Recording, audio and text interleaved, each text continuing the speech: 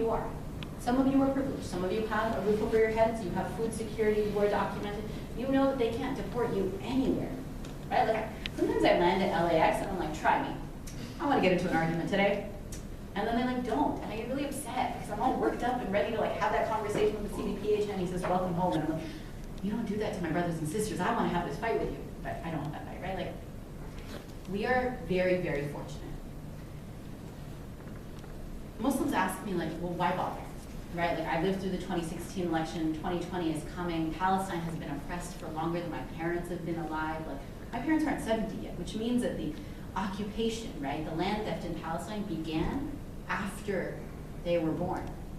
But I don't know how much longer they'll live. So this is a fight of our lifetimes. So people ask me, what do I do?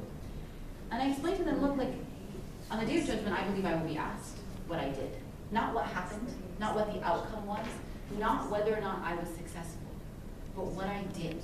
Did I do everything I could? You know that as a care director, one of my jobs is fundraising, right? Don't worry, I'm not gonna fundraise. It's cool. One, it's not my region. Two, I think it's not nice to do with college students. But you should give to us once you like get out of college and have jobs. You absolutely should. But one of my colleagues, he says, you know, that when we give, we're commanded to give from what we love. And the test of giving from what we love is whether or not it hurts a little, right? Like, am I a little bit uncomfortable when I do this?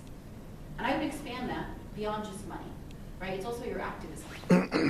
I'm not going to tell you with one of your administrators in campus, one of your administrators in the room, that you should miss class once in a while, but you can miss class once in a while, right? That you will learn, as I learned from my university president, as much outside of the classroom on your college campus as you do inside the classroom. Does that mean that I always get an A+? No, sometimes it means I get an A. It's okay, my parents will forgive me, right? An A- is like really offensive in a South Asian household, but they'll forgive you, right? It means that I study harder so that I can also do well. Right? It means that I give, like as I start earning, my first $1,000 donation was made when I was 20. I was a college student. I was working, I was at a CSU. And I worked throughout my college career. And I made it and I paid it off over a year. It was like $83 a month or something like that. And so whenever someone says to you like, hey, like I don't have money, like push them, right? Like push yourself. But we will be asked what we did. I told Danya, as she got me from the car, you know, she's like, thank you so much for coming. I was like, look, I will say yes to anything, anytime, as long as it involves coming from Southern California. Because I get to see my nieces. Not because I'm from Southern California, and I've been thinking about whether or not there's time to drive to the beach to avoid traffic. But I get to see my nieces, and I spent a couple of hours with them last night. They're 3.5 and 1.5. And you know, for like the few hours that I was with them, Donald Trump didn't exist, which is kind of amazing, right? And Palestine was free. And the Uyghurs were free, and we had abolished the prison industrial complex in the United States, and people of color, black brothers and sisters could go outside without worrying that a police officer would kill them, right? And so for me, the question is, what am I doing to advance that vision, right? Like, I know exactly what the world I want to build looks like. What you want to build is up to you. What you do is what's in your control. You can't control if a Muslim ban will be signed. You absolutely cannot. That's not in your control. You can influence how hard you'll fight it. You can influence what you'll do to change the leadership in our country. You can influence how strong the organizations that fight it are, right? You have so many things that you can do, and honestly, it's so much easier today in 2019 than it was when I graduated in 2006. In 2006, if I wanted to raise my voice, I had to write a well-crafted op-ed, and I had to get a media outlet to pick it up. Today, y'all just have to write like a well-crafted tweet. Like, it's literally 280 characters. Some of you can vlog your way to the revolution. Like, that is a real thing for people now.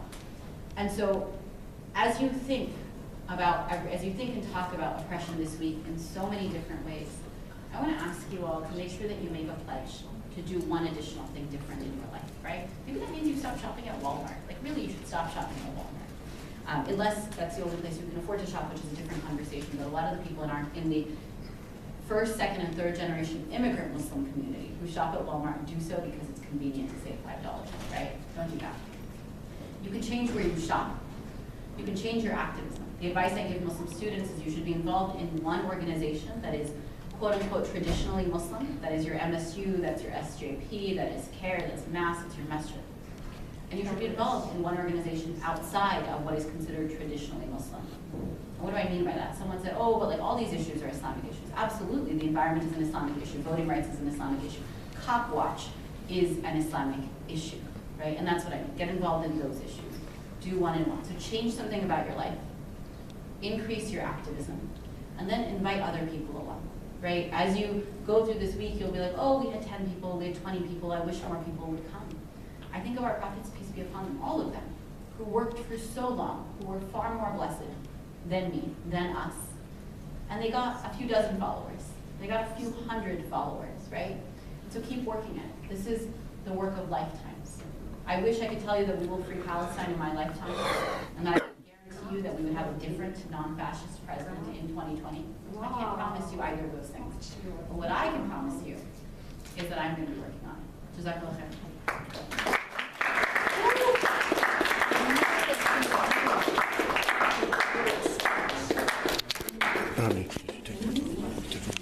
Welcome everybody. We'll take a 5-minute break. There's food and sandwiches in the back, and then we'll continue with the